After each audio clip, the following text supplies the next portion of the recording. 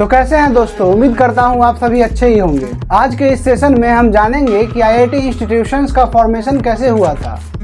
दोस्तों, इससे पहले कि हम अपने इस सेशन में आगे बढ़े, आप हमारे चैनल को लाइक शेयर और सब्सक्राइब करके हमें सपोर्ट दिखा सकते हैं। लेट 1940s में इंडिया के इंडिपेंडेंस से जस्ट पहले ये रियलाइज किया गया था कि इंडिया के डेवलपमेंट में टेक्नोलॉजी एक इम्पोर्टेंट हिस्सा प्रदान करेगी और टेक्नोलॉजी एक इम्पोर्टेंट पार्ट प्ले करेगी, और इसी कारण से आईआईटी जैसे इंस्टीट्यूशंस को कॉन्सेप्चुअलाइज किया गया था। 1945 में एक 22 मेंबर कमेटी को फॉर्म किया गया था नलिनी रंजन सरकार के द्वारा, ताकि एक प्रपोजल तैयार किया जा सके। और इस रिपोर्ट में कमेटी रिकमेंड करती है कि 4 हायर इंस्टीट्यूशंस तैयार किया जाए, जो कि मैसाचुसेट्स इंस्टीट्यूट ऑफ टेक्नोलॉजी के आधार पर हो। आईआईटी इंस्टीट्यूशंस को एस्टेब्लिश करने का कॉन्सेप्ट इंडिया की आजादी से भी पहले का है। सेकेंड वर्ल्ड वॉर खत्म होने के बाद सर आर्डेंसिन दलाल, जो कि एक पारसी एडमिनिस्ट्रेटर थे और टाटा ग्रुप से भी एसोसिएट करते थे, उन्होंने बताया कि भारत का डेवलपमेंट टू मच कैपिटल पे नहीं बल्कि टेक्नोलॉजी पे डिपेंड करेगा। उन्होंने CSIR यानी कि काउंसिल ऑफ इंडस्ट्रियल रिसर्च के एस्टेब्लिशमेंट की बात कही। दलाल ने अलग अलग इंस्टीट्यूशंस को भी कॉन्सेप्चुअलाइज किया था,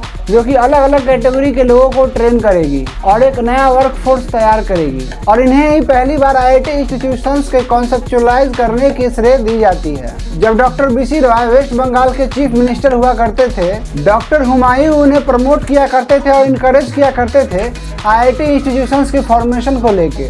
देश का सबसे पहला आईआईटी इंस्टीट्यूशंस वेस्ट बंगाल के खड़गपुर में एस्टेब्लिश किया गया था, जो कि हिली डिटेंशन कैंप के पास था। लेकिन ये नाम आईआईटी यानी कि इंडियन इंस्टीट्यूट ऑफ टेक्नोलॉजी मौलाना अब्दुल कलाम के द्वारा काफी समय पहले ही 1951 के इनॉग्रेशन से ही पहले ले लिया गया था। सबसे पहले आईआईटी के एस्टेब्लिशमेंट के बाद उनके फर्स्ट कॉन्वोकेशन के मौके पर भारत के प्रधानमंत्री यानी कि जवाहरलाल नेहरू ने नेशन को एड्रेस किया था और कहा था, इस हिली डिटेंशन कैंप के पास भारत का एक बहुत महत्वपूर्ण मॉन्यूमेंट स्टैंड करता है, जो कि इंडिया के इच्छाओं को दर्शाता है और बताता है कि इंडिया का फ्यूचर बनने जा रहा है। ये पिक्चर हमें सिंबॉलिकली दर्शाता है जो चेंजेस अभी आने वाले हैं। इंडियन गवर्नमेंट को इसलिए भी क्रिटिसाइज किया जाता है कि उन्होंने सबसे पहला आईआईटी इंस्टीट्यूशंस वेस्ट बंगाल में एस्टेब्लिश किया, जिस कारण से गवर्नमेंट ने 4 नए आईआईटी इंस्टीट्यूशंस का फॉर्मेशन किया, जिनमें है IIT Bombay, IIT Kanpur, IIT Madras और आईआईटी दिल्ली।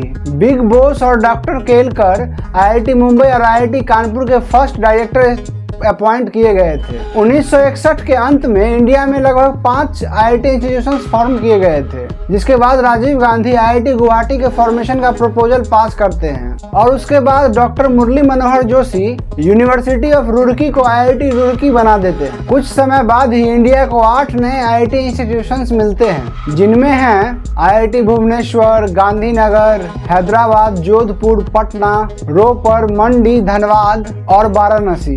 तो दोस्तों, आज के लिए बस यहीं पे विराम लेते हैं, फिर मिलते हैं अपने किसी नए एपिसोड में किसी नए टॉपिक के साथ।